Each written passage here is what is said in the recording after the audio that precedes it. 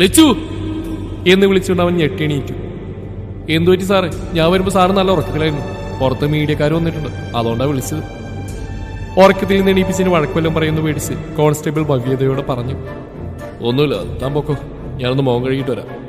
അതും പറഞ്ഞുകൊണ്ട് അവൻ മുറിയുടെ ഒരു സൈഡിലായിട്ടുള്ള ബാത്റൂമിൽ കയറി നന്നായി മുഖം കഴുകി. ടവൽ കൊണ്ട് മുഖം തുടക്കുമ്പോഴാണ് തന്റെ രൂപത്തെ അവൻ കണ്ണാടിയിൽ ശ്രദ്ധിക്കുന്നത്. മുടിയൊക്കെ ആകെ അലങ്കോലമായിരിക്കുകയാണ്. കണ്ണിന് ചുറ്റും കറുപ്പ് പിടിച്ചിട്ടുണ്ട്. അത് നന്നായി ഉറങ്ങാത്തോണ്ടാണെന്ന് മനസ്സിലായി. അല്ലെങ്കിലും ഒന്ന് സ്വസ്ഥമായി ഉറങ്ങിയിട്ട് വർഷം 4 കഴിഞ്ഞു. അവൻ ഓർത്തു, ഇപ്പോഴുള്ള ഉറക്കം മദ്യപിച്ച് ബോധം പോകുമ്പോഴാണ് കണ്ണടക്കാൻ പറ്റുന്നത്. അല്ലെങ്കിൽ ഓരോ നിമിഷവും താൻ നീറി മരിക്കുകയാണ്. സാർ, പുറത്തുനിന്ന് വാതിൽ തട്ടുമ്പോഴാണ് അവൻ കുറെ നേരമായി കണ്ണാടി മുമ്പിലായി നിൽക്കുന്നതെന്ന് ഓർമ്മ വന്നത്. വേഗം മുഖമൊക്കെ തുടച്ച് പുറത്തേക്ക് ഇറങ്ങി. ടേബിളിൽ കിടന്ന് തന്റെ തൊപ്പിയെടുത്ത് അറയിൽ വെച്ച് ഫോണും കീയും പോക്കറ്റിലിട്ട് കമ്മീഷൻ എന്ന ബോർഡുള്ള മുറിയിൽ നിന്ന് അവൻ പുറത്തേക്ക് നടന്നു. മാധവേട്ടാ. ആ സാറേ. ഏകദേശം 55 വയസ്സിനടുത്തൊരു കോൺസ്റ്റബിൾ അവൻ്റെ അടുത്തേക്ക് വന്നു. അവന്റെ FIR എഴുതിയിരുന്നോ? ജയിലിൽ അടികൊണ്ട് അവസ്ഥനായി കിടന്ന ഒരാളെ ചൂണ്ടിക്കൊണ്ട് പറഞ്ഞു.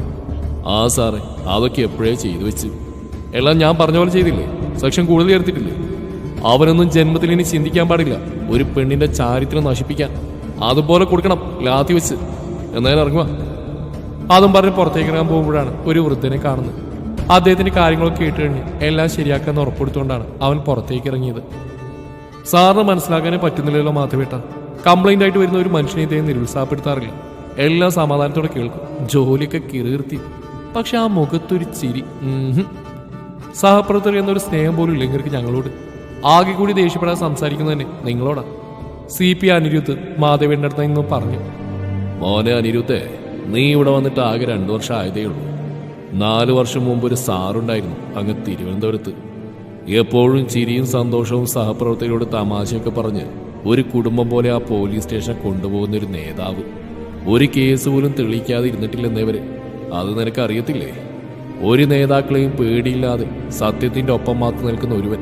അതായിരുന്നു അന്നത്തെ അഭിനവ് ദേവ് IPS. അന്നത്തെ സാറിന്റെ വെറൊരു നിഴല് മാത്രമായിരിക്കുന്നു സാറിപ്പോൾ. ജോലി അന്നും ഇന്നും ഒരേപോലെ തന്നെയാ. പക്ഷെ ആ മുഖത്ത് 4 വർഷത്തിന് മുമ്പുണ്ടായ ആ പുഞ്ചിരി ഇന്നേ വരെ ഞാൻ കണ്ടിട്ടില്ല. അതും പറഞ്ഞ് അദ്ദേഹം പുറത്തേക്ക് നടന്നു.